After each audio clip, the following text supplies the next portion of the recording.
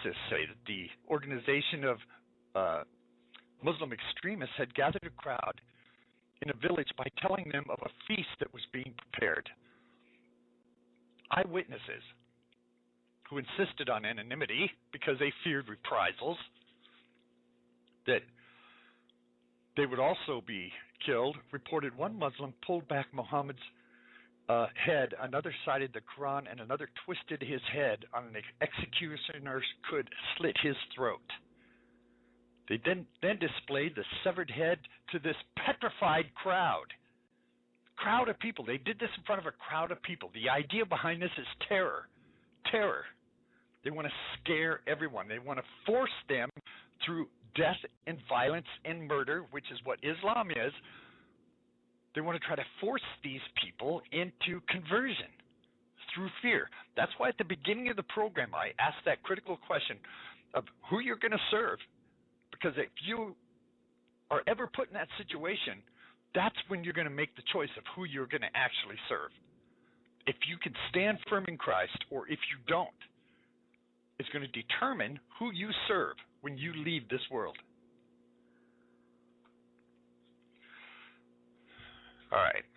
I'm going to take a short break here. When I come back,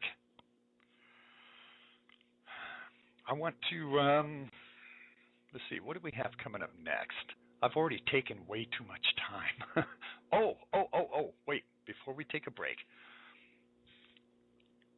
I got to say, I want to play two more clips before we take this break. And the first one is why we in the West don't hear about these things. Is it political correctness? Is it because the media is in bed with the whole political correctness Obama idea? I mean, Obama is obviously anti-Christian and pro-Muslim. Let me play this clip about why we won't hear about it in the West. Christians may well be the most persecuted religious group on the planet. They number some 2.2 billion people, and harassment can range from loss of life to loss of livelihood. Including discrimination, you're talking 600, 700 million Christians. In about two-thirds of the world, Christians of one stripe or another face some sort of harassment. It goes back to the time of Jesus and his disciples, but is increasing rapidly in this new century. Christians in innumerable countries are under huge amounts of pressure, either from the government or from the societies in which they find themselves.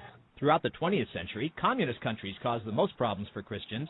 Today, however, the fear and harassment is shifting to the Muslim world. Open Doors USA tracks this persecution and puts out a watch list every January of the worst offenders. Open Doors President Carl Muller says in this year's top 10, 8 of those are Islamic countries. Iraq jumped into the top 10 this year because of many recent brutal attacks, like the massacre of 58 Christians in a Baghdad church this past October. The level of brutality is almost unbelievable. We're actually labeling it a religious side, as extremists there want to exterminate all Christians from the country of Iraq. Muslim extremists in Pakistan have been killing Christians at an increasing rate for what they call blasphemy against Islam and the Prophet Muhammad. Christians are being accused of blaspheming Islam by converting from Islam to Christianity. This violence is even happening in Muslim countries that were seen as more secular. Christians have started to be killed on religious grounds in Turkey. That's new. How do Muslims justify this hatred against Christians? They're infidels. They're unbelievers in what is a Muslim land. There is still plenty of persecution outside the Muslim world, like in China and India, but for good reason. North Korea has headed up Open Doors' watch list for 9 years in a row now. If you're caught as a Christian in North Korea, say simply leading a Bible study or even owning a Bible, you can be thrown into a labor camp that is exactly like the old Soviet Union's gulag, where people are literally worked to death. What's surprising is how little you hear about this here in the West, in the very countries that were founded as Christian nations and contain huge Christian majorities. Some blame it on the elites that control the media and educational institutions. Elites that can only imagine Christians as persecutors, not victims.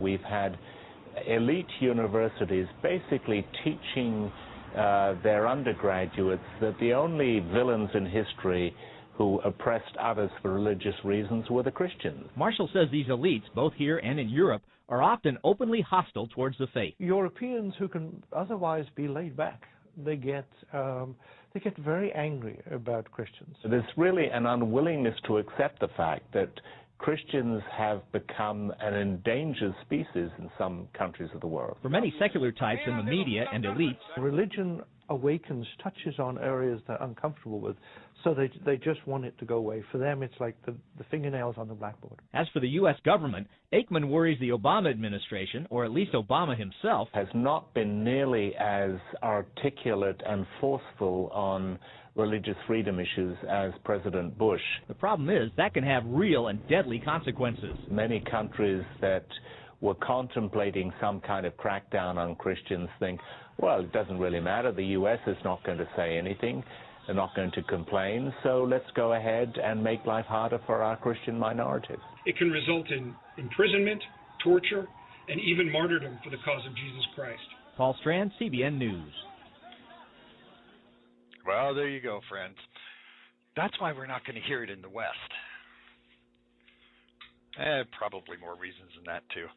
You know, I'm not real big on taking phone calls. There's quite a few people on the switchboard, but they seem to all be listening except for one, and that's our friend Jeff from Chelsea, Massachusetts, who hasn't called in for a while, but is on the line now. Jeff, are you there? Oh, yes, I'm right here. Well, thanks for the call. You're welcome. Well, you know what's funny is? Well, not funny, but tragic is the same thing that happens in these countries is coming here to America. And the people don't even know it, nor do they think about it. You know, we're under such deception. And when you talk to the average sheep in the street, their whole attitude is, guys like me and you are crying wolf. I mean, you know, any of these tea baggers, as they call them, you know, they're all crying wolf, these right-wingers. They're screaming their heads off over nothing. My belly is full. I got a nice hack job. Everything is going just fine. Nothing's going to happen. And all this stuff is a bunch of bunk. And I got news for people who think like that, which is the majority. You know, when you have to choose between putting food on the table or continue your gym membership, you're going to give up your gym membership. When you have to choose between food and going down to the bar and drinking beer, you're going to choose buying the food and helping your family out instead of watching the football game. When you have to shove your TV to pay off your power bill just to keep the lights on, well, you'll have to shove the TV and keep the lights on. In other words, we haven't hit that stage yet. I mean, so you hear all these people crying about depression. We're not in a depression, but we're on such a house of cards that if we have a terrorist attack or a government-sponsored terrorist attack by our Muslim communist in chief, then you will see the whole charade get taken down, and we will go from prosperity to third world in 5 seconds. Well, I mean, it's just that, yes. You know, Jeff, I think the whole false flag idea is very much possible. You know, Hitler did the same thing with the false flag. Most of the German people were not Nazis. They just didn't stand up against it, you know, and it's just like anything else. If somebody witnesses a crime being committed and they don't do anything about it, that makes them an accomplice. You know, Right. this is the same idea here. You know, if nobody's gonna do anything about it, then that makes them an accomplice. Well, you know, I think it's going to be far worse than Nazism, because I've been studying about communism for years in communist countries. You know, like Stanislav Lunev wrote the book Through the Eyes of the Enemy, and he was talking about how like cities in the Soviet Union, their crack troops would go in there, stir up an uprising, run, and they get the people going, and then when the people get going, the government sends in their military to gun the whole city down. Yeah, and this is so that's what's coming to this country. I think it's going to be far worse than Nazism, because guess what? Who wants to be a Nazi? It's so repugnant. But guess what? Communism is way more deceptive, because communism says the rich man has all the money, come in and take his wealth. And that is the principle of every single communist country in the world. Doesn't matter whether you go from Haiti to Zimbabwe to China to Russia. If you're a rich landlord, you're done. And guess what Obama's doing? He's stirring up the class warfare, and you're going to see black on white genocide in this country. You're going to see Muslim on Christian genocide. You're going to see Muslim on Jew genocide. That's where we're heading towards. I mean, it's not going to be pretty, but guess what? While we still have the bacon, no worries. Wait till the bacon gets taken away. And you know what my advice is? Get out of the cities. Get your house in order. Get out of debt. Get solvent. Write down a checklist of stuff you need. I got a mountain bike. I have no debt. Lose weight. Get healthy. Get used to buying cheaper food, not unhealthy food, but just look for bargains. In other words, instead of eating out, I just had a delicious meal of rice and red lentils, organic. I bought them on sale. I bought some of the rice on. I bought the brown rice on sale, and I bought the lentils on sale. But this other rice wasn't on sale. But I mixed them together, and I put them in plastic bags, and I bought them in bulk. Well, I'll tell you what the scary part is that our government has classified anti-abortion and Christian people as being terrorists because of their firm belief. Because they're not fitting into the indoctrination mold that the sheeple of the U.S. are buying into. So we've been classified as domestic terrorists and can be persecuted, prosecuted, and jailed under the new NDAA law when these things start happening. Oh yeah, NDAA. That is. I think that is the final nail in the coffin. I mean when I seen that passed, I got on so many places and talked about it. I mean, it wasn't even funny because NDAA is like it's like the equivalent of the communists in this country having a blank check to take the Christians and put them on our knee, put us on our knees, and say renounce Christ or else. Boom. And you know what? Preppers are considered terrorists too. I could be considered a terrorist for prepping. I'll tell you, I've been blessed because I got my FID card and Mason pepper spray, so at least I know I'm not on some terrorist watch list. So I feel. I mean, come on. I mean, that's to me. I'm in a strict gun state, so they did the investigation, and I'm not on any kind of terror list.